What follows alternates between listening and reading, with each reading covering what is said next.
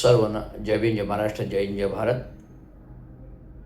S Raviraj, Ravindra Chango Shinde, अध्यक्ष,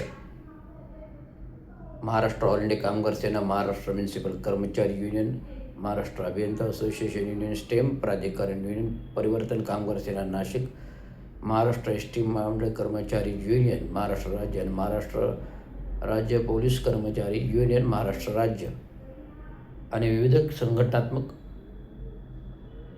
हिंद मजूर किसान पंचायत संलग्न पूर्वीच्या काळची महाराष्ट्र म्युनिसिपल मजदूर युनियन,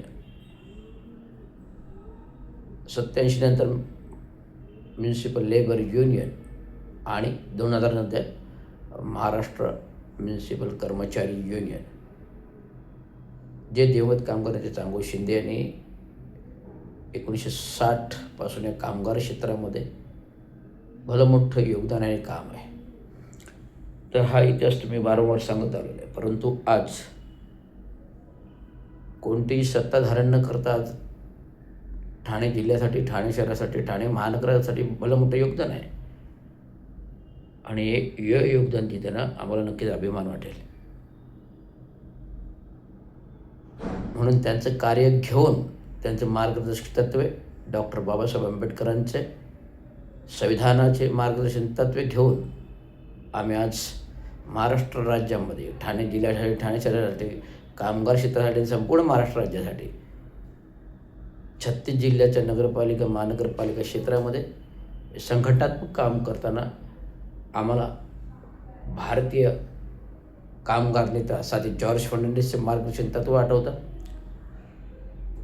डॉक्टर बाबासाहेब आंबेडकरांचे कायदा आणि न्यायमंत्री असताना कामगार कायदे केले, कामगारांसाठी भलं केलं.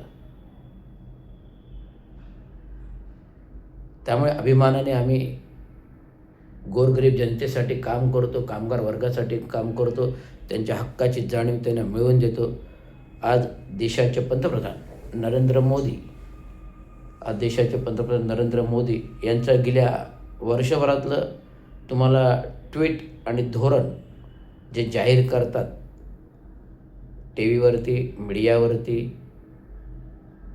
कामगार कायदेबाबत, कामगार धोरणांबाबत, ट्रान्सपोर्टबाबत, शेतकऱ्यांबाबत जे काही धोरणं जाहीर करत आहेत आणि महागाईबाबत जे काही धोरणं जाहीर करतात, त्या धोरणं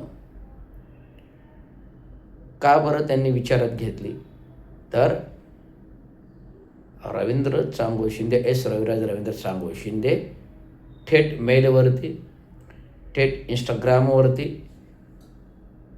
राज्याचे, देशाचे पंतप्रधान नरेंद्र मोदी, भारतीय जनता पार्टीचे सरकारमधील, केंद्रामधील पंतप्रधान असलेले नरेंद्र मोदी यांच्याशी थेट Ravindra Shinde by mail tweet, by Instagram tweet आपला संवाद साधतात आणि या संवादांती मी दाखवून दिलेलं आहे की जर देशामध्ये सत्ता टिकवायची असेल, गेले 2014 पासून ते आत्तापर्यंत जे काही तुम्ही केलं स्वतःच्या स्वार्थासाठी, नोटबंदी ते देशविक्री ते महागाई,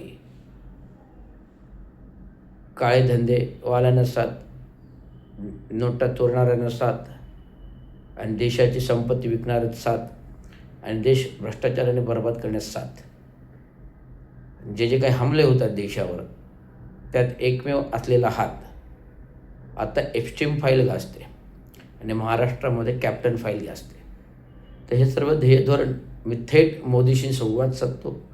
म्हणून आज जे काही कामगारांचे धोरण पंतप्रधान नरेंद्र मोदी जाहीर करतात, गेल्या महिन्याभरापासून तुम्ही बघताय त्यांनी लोकसभेमध्ये 5 कायदे मंजूर केले कामगारांच्या भल्यासाठी. आत्तासुद्धा नव्याने 4 कायदे आणले कामगारांच्या भल्यासाठी. हे धोरण का जाहीर होते आणि मागच्या फेब्रुवारीमध्ये अर्थसंकल्प झाला, केंद्रीय अर्थसंकल्प झाला.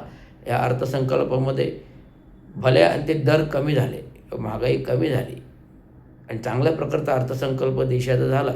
तो का झाला तर रवींद्र शिंदेच्या सातत्याने संवादावर जे काही देशाच्या महागाईवर बोलणं असतं, देशाच्या गोरगरिबांवर बोलणं असतं, देशाच्या गोरगरीब कामगारांच्या ध्येयधोरणावर बोलणं असं त्याच्या गोष्टीचा विचार देशाचे पंतप्रधान नरेंद्र मोदी यांनी केला.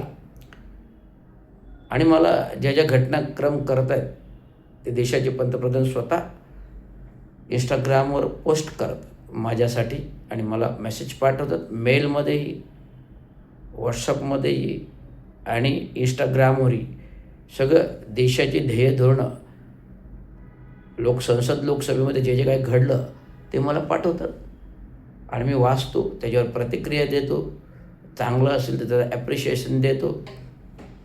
अशा प्रकारचं ध्येयधोरण आम्ही